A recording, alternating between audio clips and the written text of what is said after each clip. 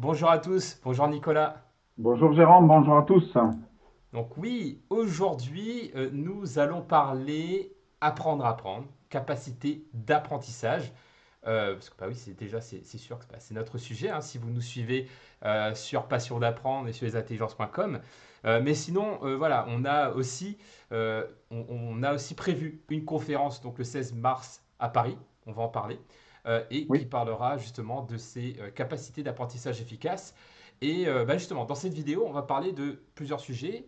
Le premier, bah, c'est pourquoi apprendre à apprendre, pourquoi c'est important de développer cette compétence, cette capacité, que l'on soit jeune ou moins jeune. Ensuite, on va parler d'intelligence multiple, parce que c'est le sujet de ta conférence, en fait, Nicolas, quand tu vas intervenir le 16 mars à oui, Paris. exactement. Et ensuite, on parlera de modélisation et du rôle de la modélisation dans l'apprentissage, parce que bah, ce sera le sujet de ma conférence, justement, donc pour notre passage à Paris.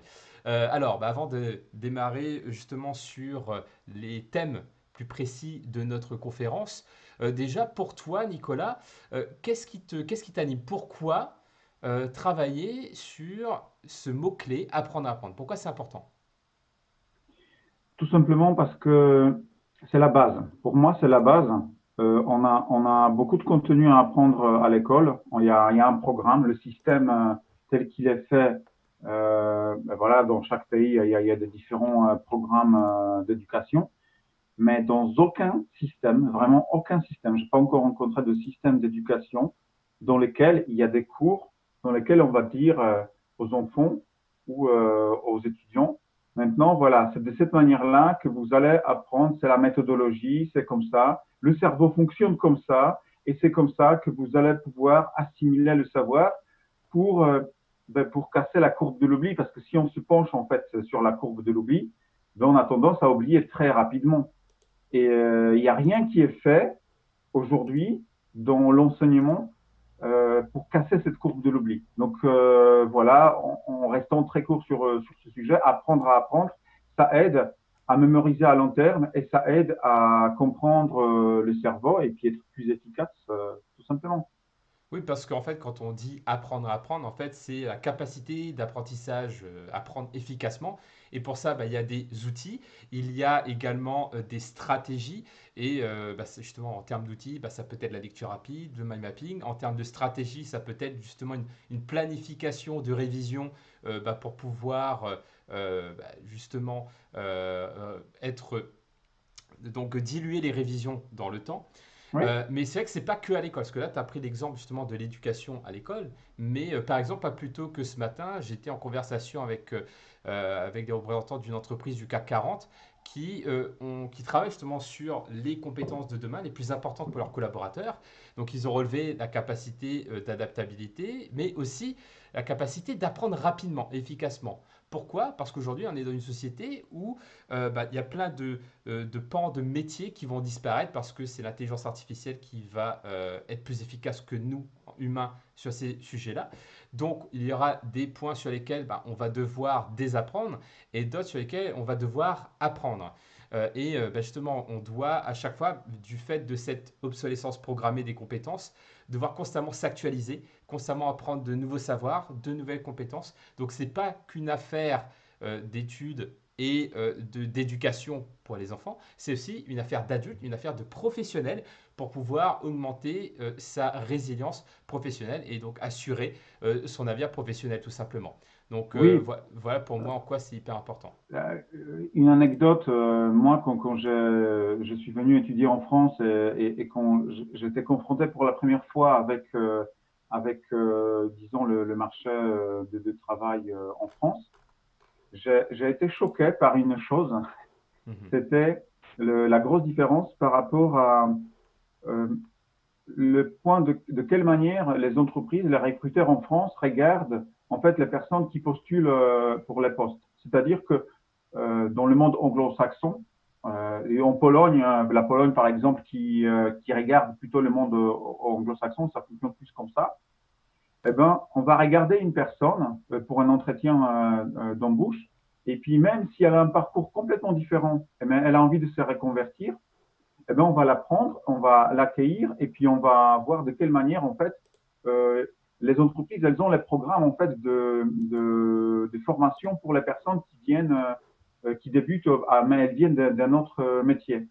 Alors en France, en fait, moi et puis c'est un collègue aussi qui habitait Londres qui m'a dit ça. Eh ben, j'ai postulé en fait pour un tel poste. Et puis, bon, j'étais à l'entretien, mais à l'entretien, c'était une Française qui le menait. Et puis, il me dit, mais pourquoi vous postulez là alors que vous avez un autre diplôme? Et là, il me dit, mais j'ai pas compris.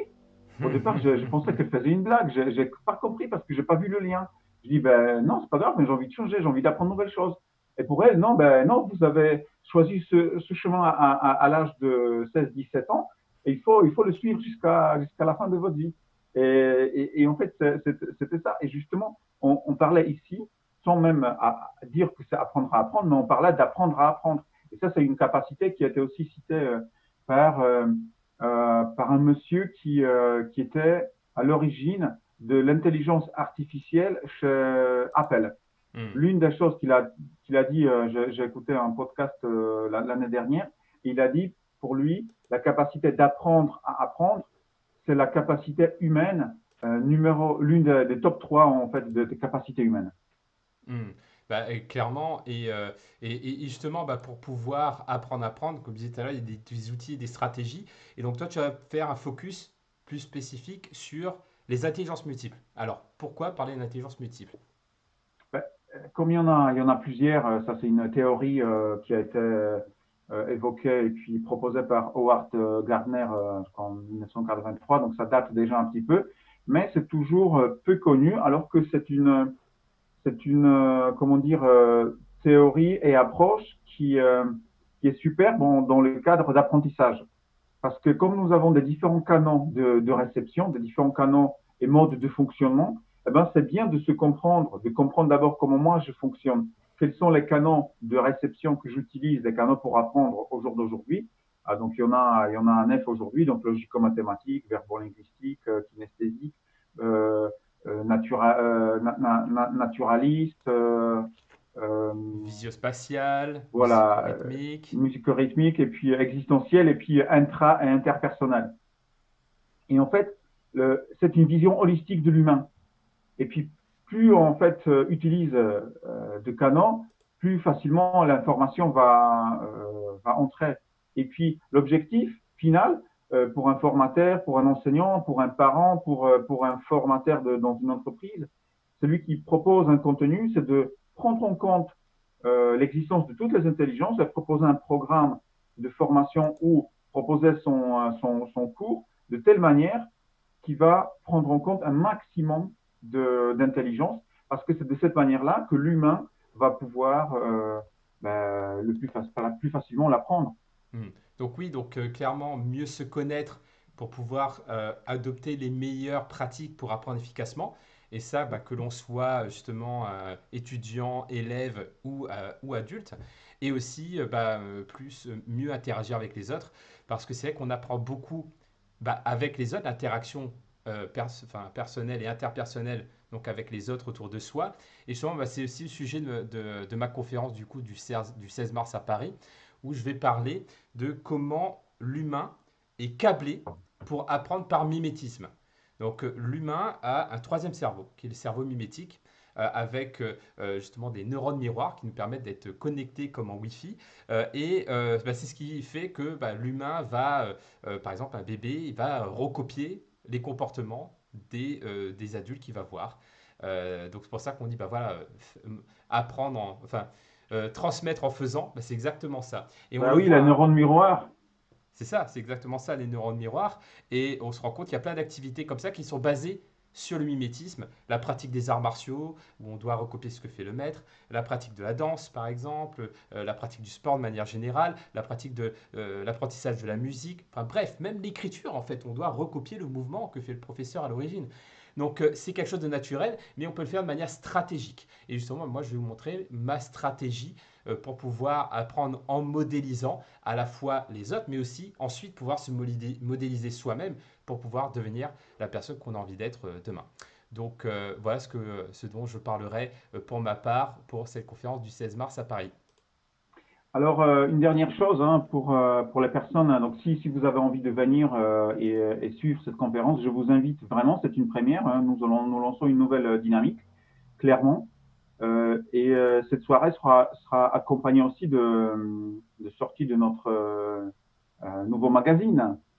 Exactement, voilà, le magazine Passion d'apprendre, on en parlera également bien entendu. Et au-delà de ça, vous aurez aussi, il n'y aura pas que Nicolas et moi qui interviendra, on a aussi deux autres conférenciers qui vont intervenir, avec Simon Taria qui va parler souvent de bonnes habitudes pour apprendre efficacement, et enfin Vanessa Takabanyura qui nous parlera d'hygiène mentale et de gestion des émotions pour pouvoir bien apprendre et apprendre efficacement.